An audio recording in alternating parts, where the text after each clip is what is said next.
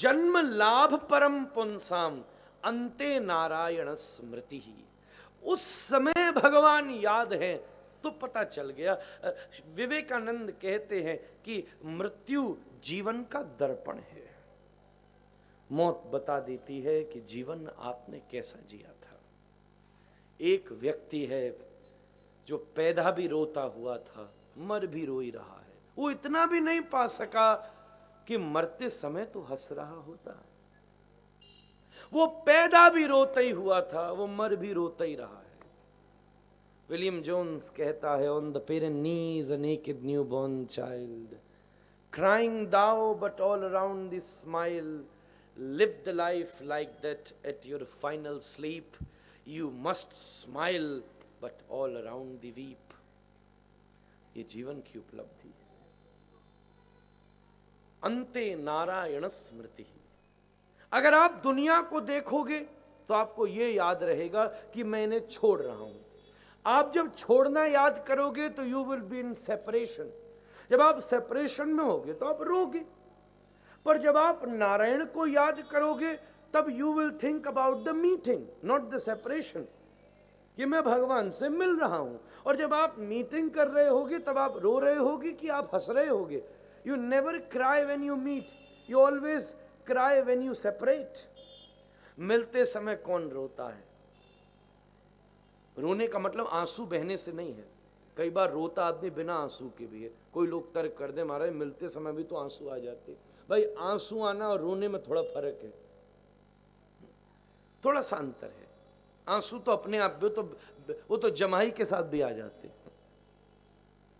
एक व्यक्ति की कथा में आंसू पर आंसू बहते थे। बाद में पता चला कि वो हंसने की बात पे भी रोता था, क्योंकि अपनी जमाई रोक के बैठता था। तो वो आंसू तो ऐसे भी आ जाते हैं, जरा कोई नोच दे बगल वाला भी आंसू आ जाएंगे। आंसू आने में आंसू का संबंध इमोशन के साथ है।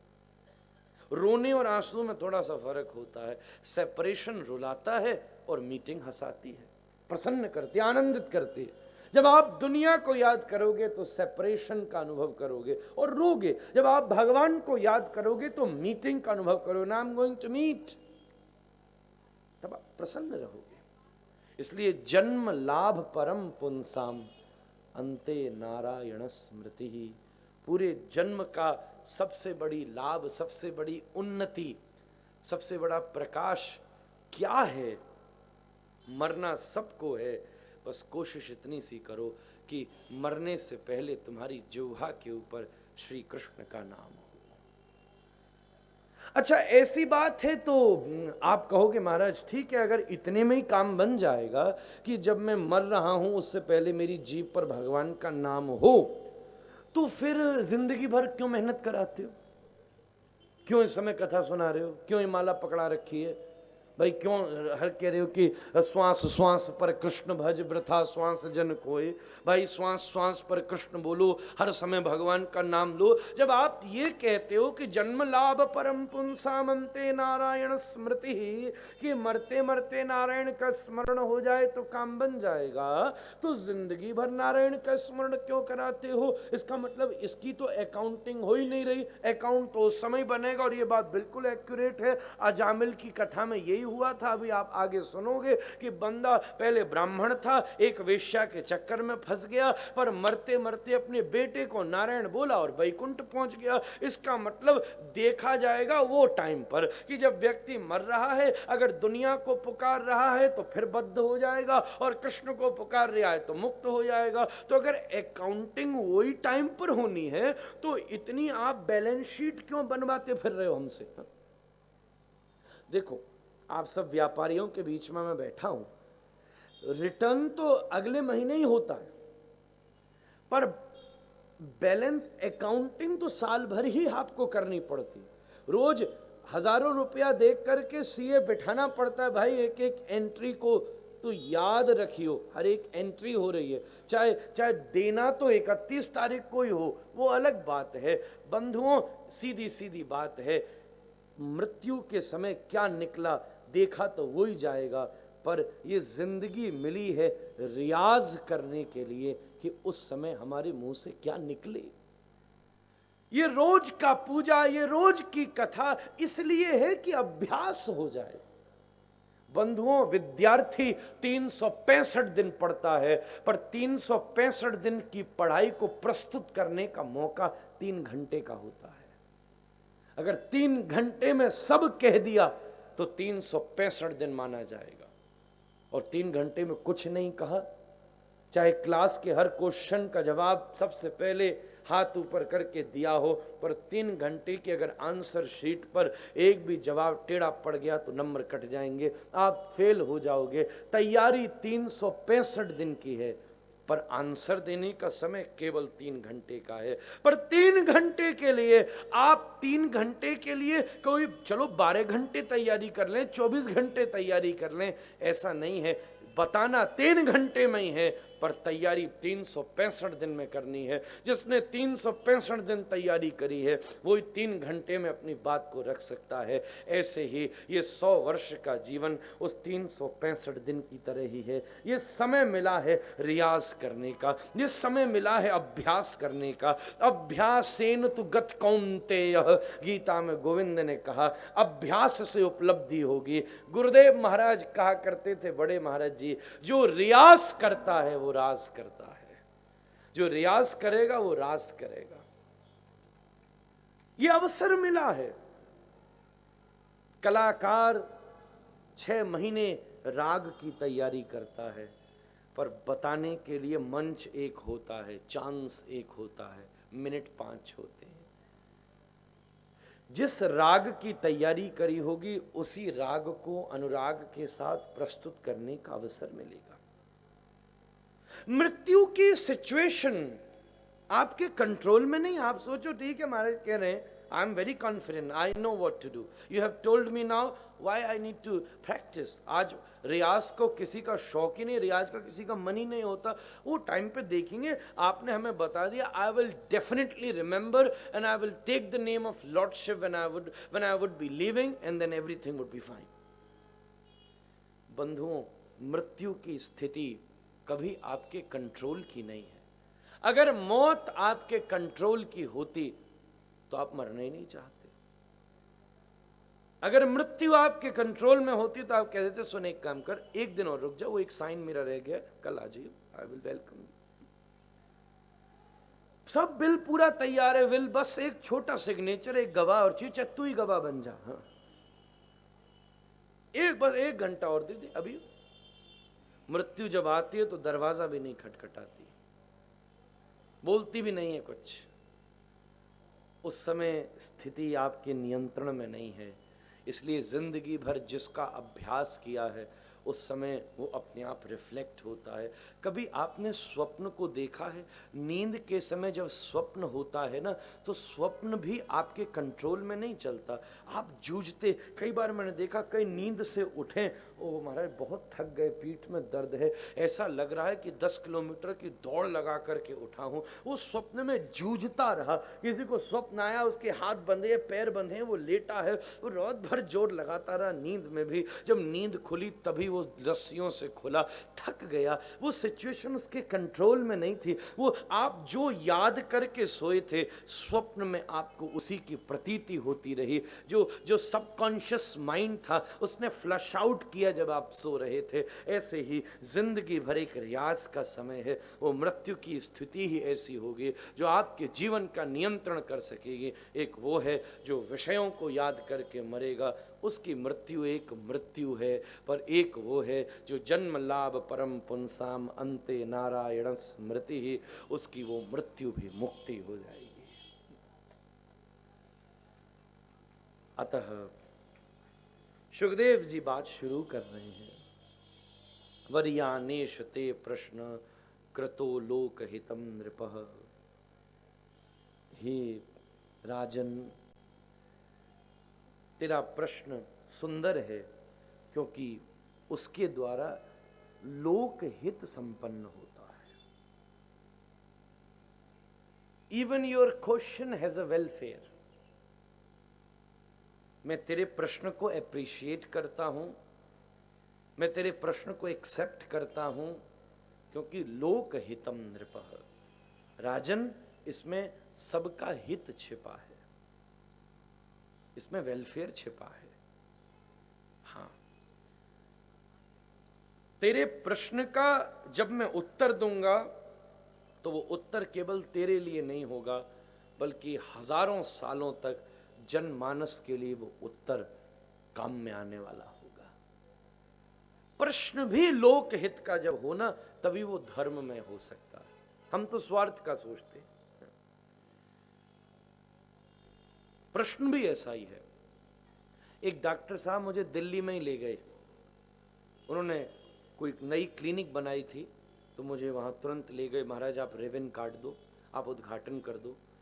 अच्छा, मेरी यूँ मुझसे बोले, महाराज मेरा एक प्रश्न है। मैंने कहा बोलिए। कोई ऐसा मंत्र, कोई ऐसी बात या कुछ आप ऐसा उपदेश करो, क्योंकि मैंने नई नई क्लिनिक खोली है, 5 करोड़ रुपया बैंक से मैंने लोन लिया है और इसको मशीन को लगाया है। आप कोई ऐसी कृपा करो, आप कोई ऐसा रास्ता बताओ कि 1 साल में ही मेरा पूरा लोन चुक जाए और मैं फ्री हो जाऊं। मैंने कही डॉक्टर साहब आपने हद कर दी, गलत आदमी को आप ले आई। तुम्हारा प्रश्न कितना खतरनाक है।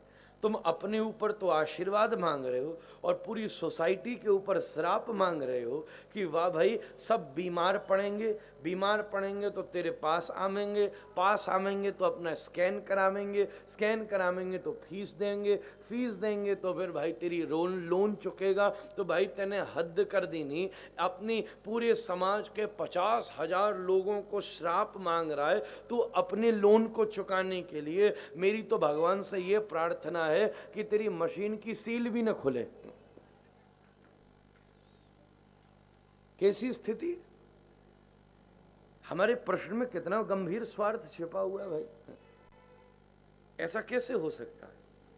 कोई वकील ये कहे कि वाह मेरा घर बहुत चलना चाहिए, महाराज ऐसी कृपा करो मैं 10 तक तो पहुंच गया, 100 तक पहुंचू।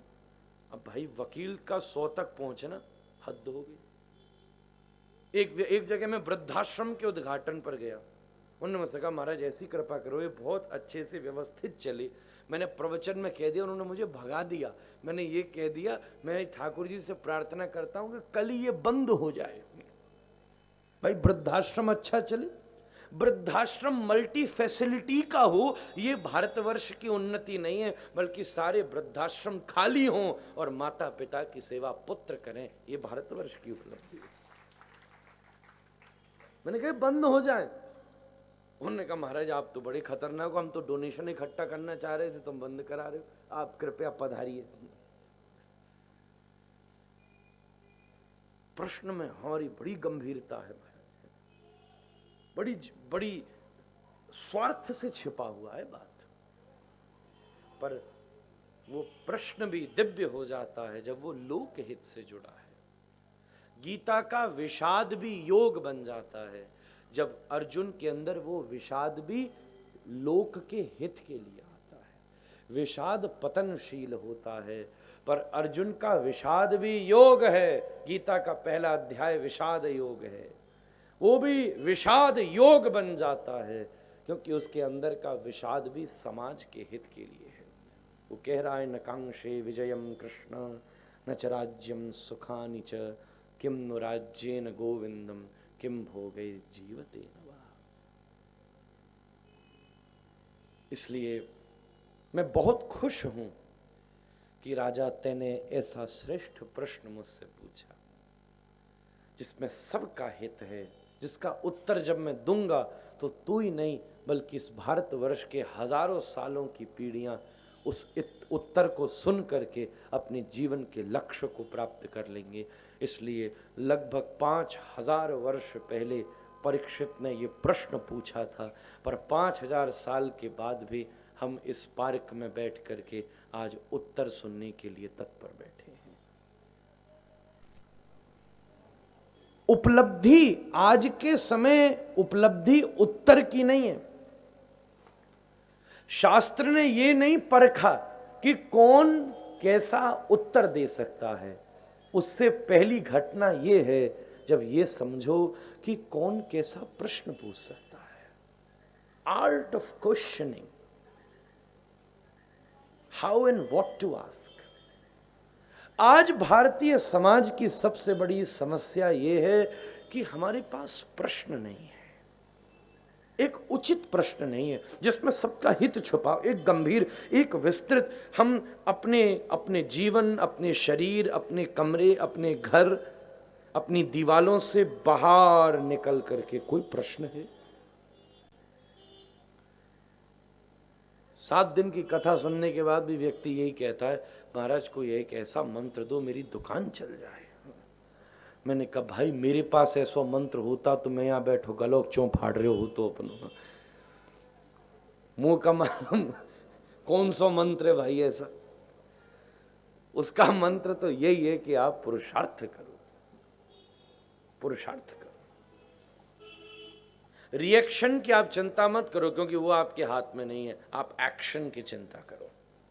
You do good, you will definitely have good, not now then one day. ये दुनिया गुफा की तरह है, आवाज दोगे वापस लौटेगी लौटेगी। बस बंधुओं इतना सा फर्क है, आवाज लौटने में 5 साल लग जाएं, 10 साल लग जाएं, 50 साल लग जाएं, 100 साल लग जाएं, किस समय वापस लौटे, लौटेगा जरूर। वो असंभव है कि न लौटे, पक्का लौटेगा। आप अच्छा करते चलो और आगे बढ़ते चलो, आप कार्य को निष्ठा से करते चलो, एक्शन को एंजॉय करोगे तो जीवन में हंसते रहोगे। हम एक्शन को एंजॉय नहीं करते, हम रिएक्शन को एंजॉय करना चाहते हैं। What I am doing, I'm not enjoying it, but I will enjoy when I will get the result of what I am doing. And that's the starting of Bhagavad Gita. Karmarnyevadhikarasте ma phaleshu kadachana. That's what Krishna wants to say. You start enjoying your action, what you're doing. Driver गाड़ी चलाना enjoy जब तक नहीं करेगा तब तक वो is not a safe driver. वो ये सोचे कि इस महीने के एंड में जब मेरे साहब मुझे सैलरी देंगे देन आई विल एंजॉय। तो आप रिस्की हैंड्स में हैं, ये ध्यान रखना। You have to enjoy what you are doing. एक मुझे व्यापारी मिला, बहुत बड़ा है, आप सब परिचित होंगे, नाम लेने से कोई लाभ नहीं है। मैंने उससे पूछा कि आपका शौक क्या है, आपका शौक क्या है? उसने मुस्कुराते हुए कहा, महाराज व्यापार, व्यापार मेरा शौक है, मैं वो करना मैं एंजॉय करता हूँ। वो बहुत बड़ा संगीतज्ञ भी है। तो मैंने कहा आपका काम क्या है? बोले व्हाट्स योर बिजनेस? बोले business is my music. And what's your passion? बोले पैशन इज माई बिजनेस। व्यापार मेरा शौक है। आप जो करते हो जब उसे एंजॉय करना शुरू करोगे तो तुम तृप्त रहोगे, यू वुड बी सेटिस्फाइड। प्रसन्नता की नींव उपलब्धि नहीं होती, प्रसन्नता की नींव संतुष्टि होती है। जो पायो संतोष धन तो सब धन धूरी समान। आप अगर अनसेटिस्फाइड हो तो महल में रहने के बाद भी नींद नहीं ले सकते, और अगर एक व्यक्ति सेटिस्फाई है तो टूटे पलंग पर भी उसे बहुत अच्छी नींद आ सकती है। प्रसन्नता की नींव संतुष्टि है, प्रसन्नता की नींव वस्तुएं नहीं है। अगर आज मुझे एक फोन मिला, अगर मैं इससे सेटिस्फाई हूं तो I will like to keep this phone, पर जिस समय से मैं से अनसेटिस्फाई होने लगूंगा दूसरे को देखकर, then I want to change.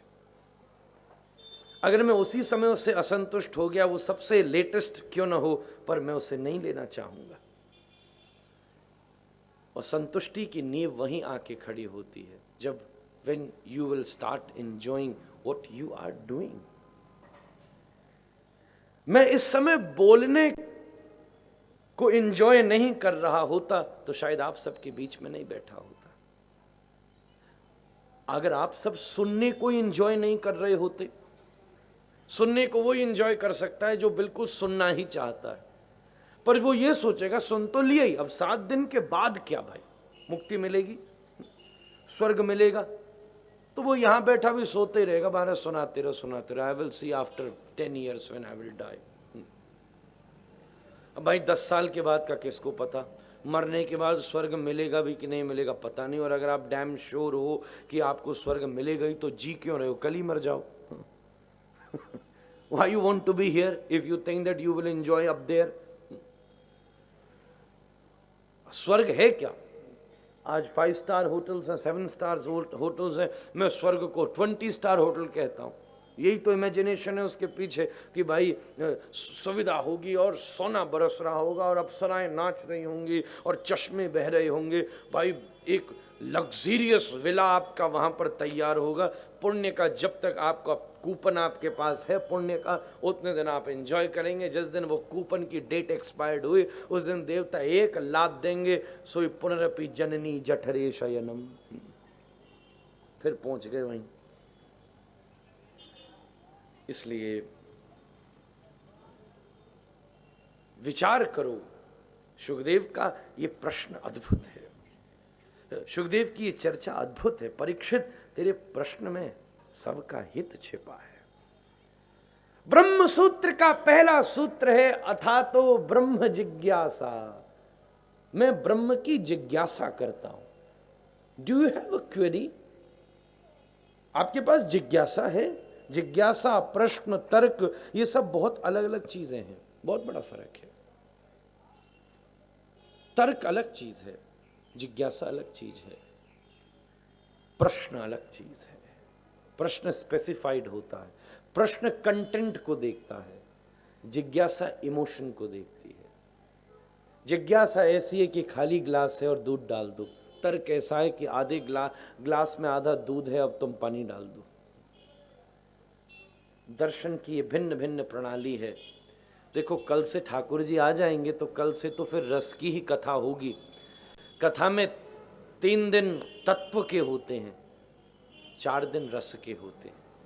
ये शुरू के 3 दिन तत्व की फाउंडेशन है, ये दर्शन की प्रणाली है, ये फिलॉसफी है।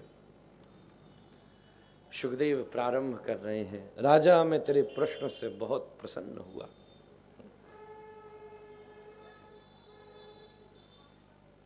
तत्पक्ष की दिव्यता उत्तम श्लोक लीलया, सुखदेव बाबा स्वयं कह रहे हैं, मैं निर्गुण ब्रह्म से मैं मेरी निष्ठा थी, नैर्गुण्या उत्तम श्लोक लीलया, मेरी निर्गुण ब्रह्म के अंदर निष्ठा थी पर उत्तम श्लोक लीलया, मैं उत्तम श्लोक भगवान श्याम सुंदर के लीलाओं को सुन करके मेरा हृदय आकर्षित हो गया, इसलिए मैंने इस ग्रंथ का अध्ययन किया और मैं तुझे भागवत ग्रंथ को श्रवण कराऊंगा। तदपक्ष की दिव्यता का समत्कर्ष हुआ।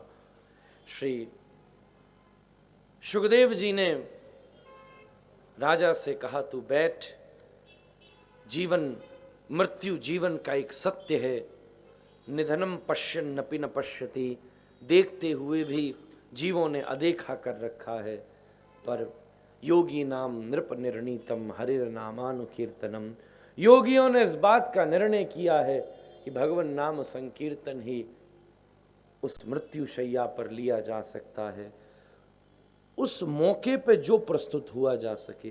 मंच पर आपको गाना था, पर अगर आपने प्रैक्टिस डांस की करी तो आपको एंट्री नहीं मिलेगी। मंच के ऊपर आपको नाचना था और अगर आपने प्रैक्टिस गाने की कर ली then you will not get the entry. तो what is possible for you to do? मैं बोल सकता हूं, पर मैं आपसे कहूं चलो मैं आज आपको योगा कराता हूं, फूं फूं फूं फूं करता रहा, आप कहोगे महाराज उसके लिए बहुत लोग हैं, आपको जिसके लिए बुलाया वो करो। उसी प्रकार सुखदेव गोस्वामी कह रहे हैं, योगी नाम नृप निर्णीतम हरेर नामानुकीर्तनम, मृत्यु की शैया रूपी मंच के ऊपर आप जो कर सकते हो उसका रियाज करो। What you can perform at that time, practice for that only. जब व्यक्ति मृत्यु की शैया पर बैठा होगा, मरने में कुछ क्षण बाकी होंगे, योगी आएंगे, भाई आसन लगा, भुजंगासन लगा, पद्मासन लगा, शीर्षासन लगा। बूढ़ा कहेगा मसंद लगा के तो बैठा नहीं जाता भाई, पद्मासन कहां से लगेगा। याज्ञ कहेंगे श्रुबा उठा, स्वाहा स्वाहा स्वाहा। यार पानी का गिलास तो उठ नहीं रहा, हाथ कांप रहे हैं, श्रुबा कहां से उठेगी। डालनी होगी यज्ञ कुंड में, गिर जाएगी अपने मुंह में ही महाराज, हाथ कांप रहे। गात्रम संकुचितम गतिर विगलिता भ्रष्टा च दंतावली। उस समय तीर्थ यात्री आएंगे, चलो भाई चलो वृंदावन चलो, चलो भाई बद्रीनाथ चलो, चलो भाई हिमालय चलते, चलो गंगा के किनारे चलते हैं। व्यक्ति कहेगा बाथरूम तक तो जाया नहीं जाता, बद्रीनाथ कहां से जाऊंगा भाई। लोग कहेंगे व्रत रखो तुम मरने वाले हो। बोले 10 साल हो गए, व्रती चल रहा है, दलिया और चिड़वा खा खा के तो मैं जी रहा हूं भाई, मरने से पहले तो एक बार रबड़ी कचौड़ी खिला दे यार, अभी भी व्रती रखो। ये शरीर भोजन का ही आस्वादन, मानस शरीर मिला ही है। बेचारे शेर को बकरी को क्या मालूम जलेबी कैसी होती है भाई, कुत्ते को क्या मालूम कि भाई रबड़ी क्या होती है, मानुष शरीर को मालूम है। तो तू कह रहा है मरते समय भी भाई व्रत रखो। जिंदगी भर कचौड़ी पसंद करी, 10 साल हो गए खाए खाए, अब जब मरना ही है। एक डायबिटीज का भयंकर रोगी था, बिल्कुल जब वो अधमरा हो गया, अस्पताल में पहुंच गया, डॉक्टर ने कह दिया 5-7 दिन में ये चला जाएगा। उसने साफ कह दी सुन, मैं इतना शौकीन हूं, मैं तुझे क्या बताऊं, पर पिछले 5 साल से मैंने मिठाई की शक्ल नहीं देखी, अब तो मैं मर ही रहा हूं बेटा। मेरी ये अंतिम इच्छा है कि रोज मुझे 1 किलो मोतीचूर के लड्डू चाहिए। जब 7 दिन बाद मरना ही है तो यार मीठा खा के मरो, जब मर ही रहा हूं तो क्या फायदा। जो कर सकते हो उस मंच पर वो करो। योग तो कर नहीं सकते, अपने आप ही अष्टावक्र हो जाओगे। व्रत तो कर नहीं सकते, इसलिए सुखदेव ने कहा योगी नाम नृप निर्णीतम हरिर नामानुकीर्तनम। उस मृत्यु शैया पर लेटकर न योग हो सकेगा, न व्रत हो सकेगा, न अनुष्ठान हो सकेगा, न तीर्थाटन हो सकेगा। अपूर्वत्व संभावी अनंत जितने संसाधन हैं आप अथक प्रयास भी कर लेना, न परिक्रमाओं को दे सकोगे। आंखों में जब ताकत न रहेगी तो न दर्शनों को कर सकोगे, हाथों में जब ताकत न रहेगी तो न आरतियों को कर सकोगे। तुम क्या कर सकोगे? केवल एक काम कर सकते हो, उच्च स्वर से जय जय श्री राधे, श्री भगवान के नाम को पुकार सकोगे। इसलिए जो परफॉर्म कर सकते हो उसकी प्रैक्टिस करो। ये जिंदगी भर भगवान नाम की प्रैक्टिस करते हुए जन्म लाभ परम पुंसाम अंते नारायण स्मृति। अपूर्व भाव से बैठ राजा, जितस्वनो जितस्वासो, अपने आसन को जीत, अपनी श्वास को जीत। जित संगो जितेंद्रिय, अपने संग को जीत। क्या बात है। और सगुण भगवान के स्वरूप का दर्शन कर। यहीं से बात करी तो खुद कह दिया भाई, नैर्गुण्या उत्तम श्लोक लीलया। मेरी निष्ठा थी उस निर्गुण ब्रह्म में, पर उत्तम श्लोक की लीला ने मेरे मन को चुरा लिया है। इसलिए तो वंशीधारी, मयूर पुच्छधारी, बांका मुकुटधारी, पीतांबरधारी सगुण ब्रह्म का स्मरण कर। कैसे कर? जितस्वनो जितस्वासो जितसंगो और जितेंद्रिय। ये 4 चीज जीतने की बात सुखदेव बाबा ने कही है दूसरे स्कंध में। जितस्वनो, सबसे पहले अपने आसन को जीत। आसन एक स्थिति पर रहता है, निष्ठा एक तरफ की निष्ठा, एक जैसी निष्ठा, एक दिशा की निष्ठा। आसन एक दिशा में बिछता है, एक तरीके का बिछता है, एक हिसाब से बिछता है, एक के लिए बिछता है। आपके जीवन में एक है, हम हर महीने अपना इष्ट बदल लेते। भोलेनाथ पे जल चढ़ा दिया, नहीं चला काम तो फिर हनुमान जी के पास पहुंच गए, नहीं चला काम तो फिर ठाकुर जी के पास पहुंच गए। बिहारी जी तेरा बंगला बनावेंगे, हमारो बंगला बना दे। भाई मैंने कई गलत जगह पहुंचे हो, ये बिहारी हमारो चोर है, बंगला छीनवे वारो बनाने वारो नहीं ना, कौन ने जने कह दी नहीं है।